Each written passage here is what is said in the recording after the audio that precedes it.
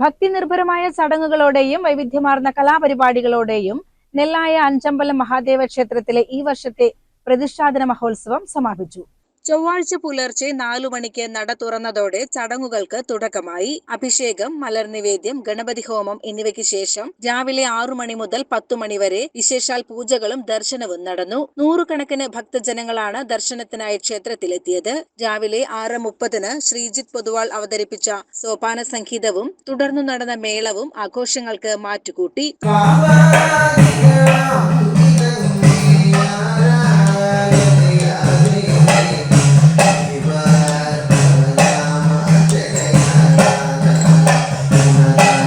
Professor Kalamandalam Nandakumar അവതരിപ്പിച്ച ഓട്ടൻതുള്ളൽ ആസ്വാദകർക്ക് നവ്യാനുഭവമായി.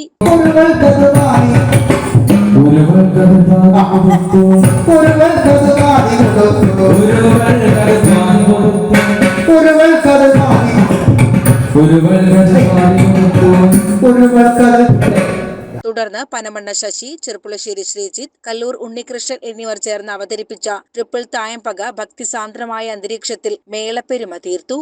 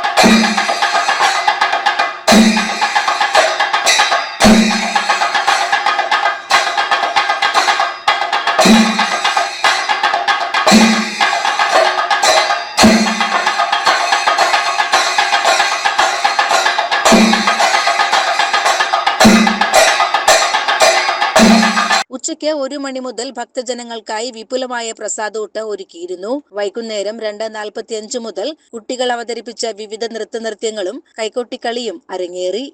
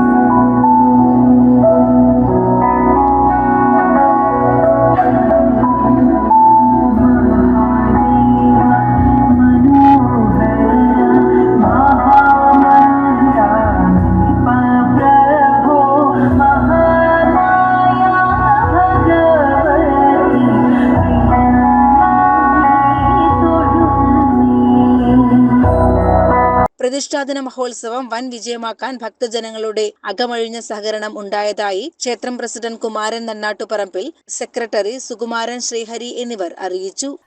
8 കൊല്ലമായി ഇവിടുത്തെ പ്രതിഷ്ഠ കഴിഞ്ഞിട്ട് ഇത് 8ാമത്തെ പ്രതിഷ്ഠാദിനമാണ്.